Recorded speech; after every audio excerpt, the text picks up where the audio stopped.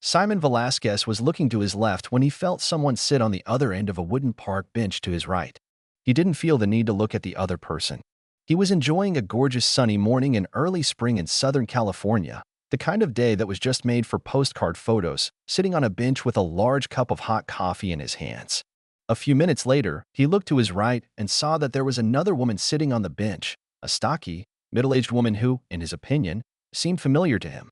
He resisted the temptation to stare at the woman, trying to figure out how he knew her, and tried to just catch her fleeting glance. She seemed to be busy watching her child suspended from the crossbeams. At the fourth or fifth glance at her, the hairs on his arms began to move. He realized that he not only knew this woman, but had also been married to her. His blood pressure shot up, and his heart began to beat faster. He was debating with himself whether to ignore her or admit it. The argument was interrupted by the woman herself. "Yes, Simon, it's really me, the Wicked Witch of the West, in person," said Devin Velasquez. Simon slowly turned to his ex-wife, fully appreciating her appearance for the first time in almost a decade.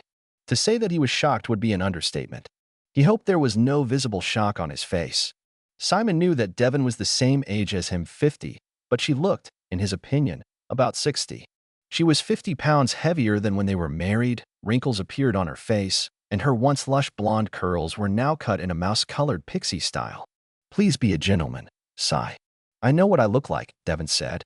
"I wouldn't dream of being anything less, Dev." "You know I'm not like that," Simon replied. "Which one is your boyfriend?" 3 boys were sitting on horizontal bars a few feet away from Devin. They were all about the same age as her son. He should be 9 years old, as far as he remembered. He just had no idea because he hadn't seen him since he was just a kid. She looked at Simon intently. "The blonde guy in blue. I know you don't remember, if you even knew. His name is Brandon," she said with a hint of annoyance in her voice. "I'm sorry, Devin." "He's a good-looking guy," Simon said. "He's also a good guy," Devin said. He put up with a lot of difficulties that he shouldn't have faced, but he was always there for his mom. It was Simon's turn to glare at his ex-wife. "It's not my place to apologize for his father, Devin. You made that choice yourself," he said sharply. She grimaced, knowing that Simon was right. He was usually like this. She was just too stubborn to admit it back then. She turned 40, and she felt old and depressed. Simon's career as an accountant was developing successfully. Their children, aged 15 and 13, were doing well in school, and her career as an office manager in a law firm was also going uphill. However, she had regrets. She wanted more, in particular, more impressions. She organized a special evening, which she hoped would restore her sense of youth. Simon was asked to either leave the house for the evening or stay and observe what was happening, which, of course, caused a violent reaction. "No way. Not just no, but no way in the world," he screamed. "We swore an oath 17 years ago. There was no exception clause for one evening. This is my decision. I feel like I need it," she said. Despite his protests, everything had already been decided. Simon left the house, but soon returned, parked at the end of the street, and watched what would happen next. He saw a car pull up to the house, and a young man got out. Simon felt anger and disappointment, but he couldn't change anything. He knew that Devin had made a choice, disregarding his feelings and his marriage. Devin escorted Lee out of the house at 11:30 a.m. She took a shower, changed the bedclothes, and opened the windows in the room, trying to freshen the air. She was sitting downstairs on the couch in her fluffy bathrobe, sipping a glass of wine and watching TV, when Simon came in at 12:15, looking a little exhausted. Simon wasn't a big drinker, but even Devin would admit that he had a good reason to overdo it that evening. He came home in a taxi, which, in her opinion, was a manifestation of responsibility. "Do you want an aspirin before we go to bed?" "What is it?" she asked calmly as Simon staggered into the kitchen. "We. Do you think there's still us here?" he said, making quotation marks in the air. He held out his hand, preventing his wife from approaching. She was disappointed, but not surprised. As she got closer, she felt that he had been drinking gin, and quite a lot. She also saw how difficult it was for him to contain his emotions. He turned away from her, took a bottle of juice out of the fridge, and reached for an aspirin. Devin wasn't going to bring up the subject of what had happened, believing that her action was justified. But she knew that the conversation would begin soon. "Looks like you had a good birthday," Simon said. It wasn't a question, but Devin knew he was waiting for an answer. "It was a pleasant evening. Thank you for giving me this gift," she said. "Let's be clear," Simon said with difficulty. I didn't give you this present. You made it for yourself. Simon went up the stairs, Devon following him. He stopped at the door to their bedroom, and she almost bumped into him. He took a breath, then another. Even with the window open, it's clear that it wasn't just a pleasant evening. He grumbled and headed for the guest room. Devon knew she had to give him some space. She hoped that eventually he would forgive her. Over the years of marriage, he rarely denied her anything important. Simon didn't sleep well last night. Until recently, he thought they had a strong, almost perfect marriage. He doubted it now. Devon was making breakfast when Simon came into the kitchen, suffering from a hangover. She put a cup of coffee in front of him. Can you eat, or should I eat alone? What is it? She asked softly.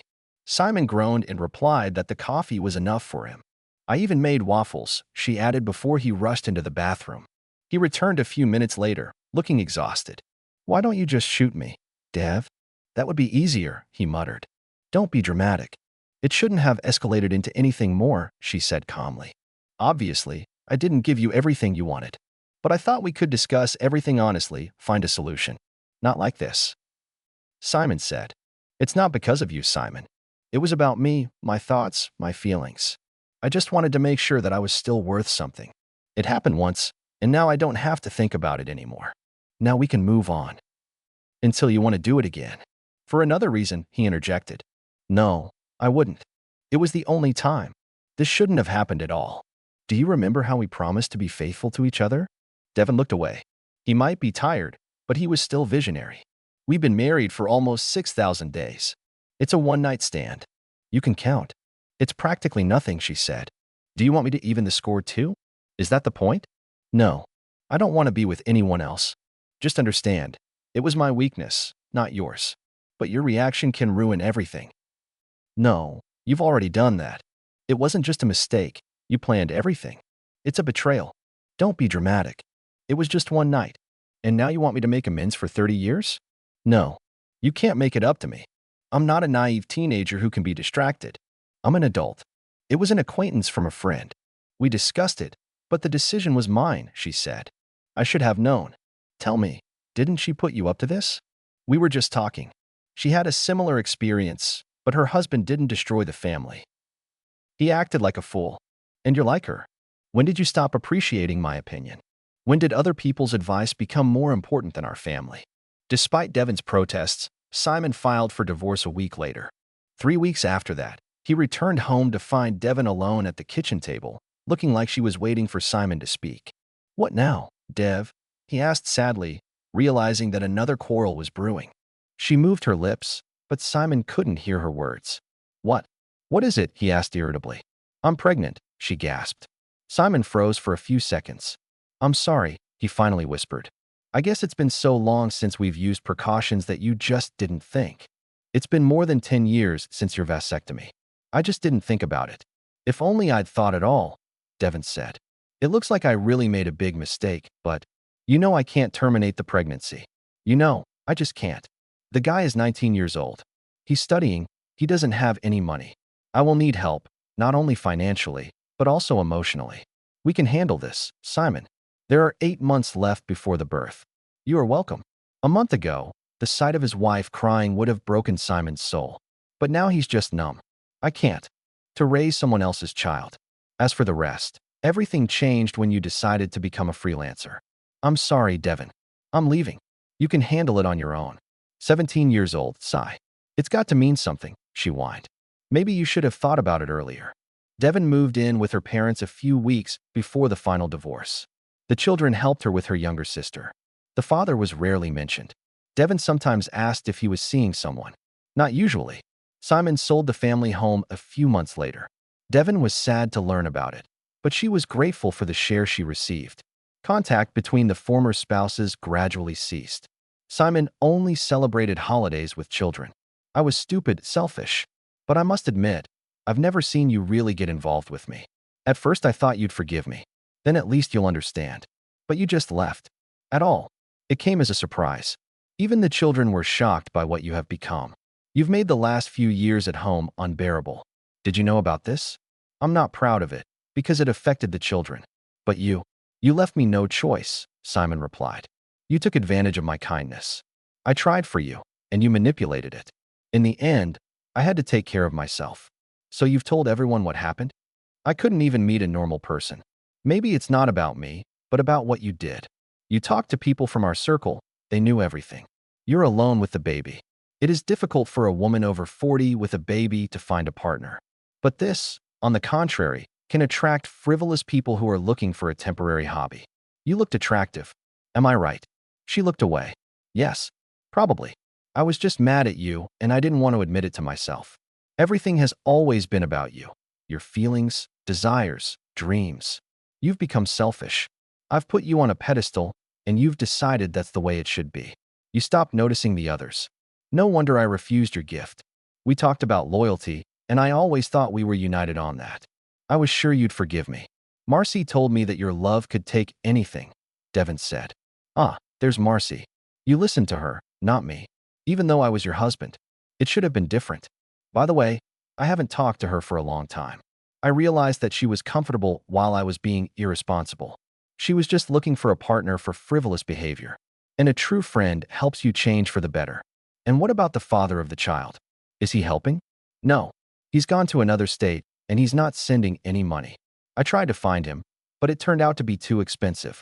Everything related to this situation turned out to be too difficult for me.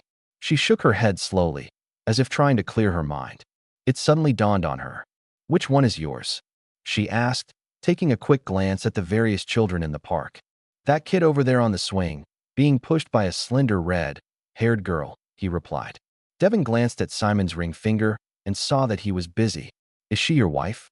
She looks a little young to you, she asked, and there was more than just sarcasm in her voice. She's 37. She takes care of me and our son Liam. He's 3 years old, Simon said. Wow, younger than me. Why do you need this when our two have grown up and they are not at home? Devin asked. Camille, this is my wife. She didn't have any children from her first marriage, but she really wanted her to have a family. I keep fit.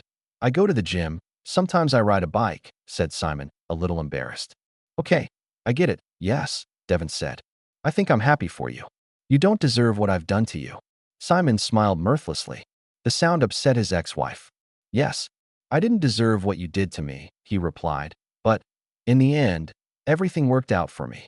Really good. But still, don't expect me to thank you. After a few seconds of silence, Devin started to speak, but Simon looked up at the sound of his wife's voice coming from the swing. Oh, I have to go now. Hey, I've got a nearly full cup of black coffee here. It's not like we've never shared drinks before. Do you want to? Of course. Thank you, Devin said softly. Simon stood up and walked towards the red-haired woman and the small child. His smile stretched from ear to ear.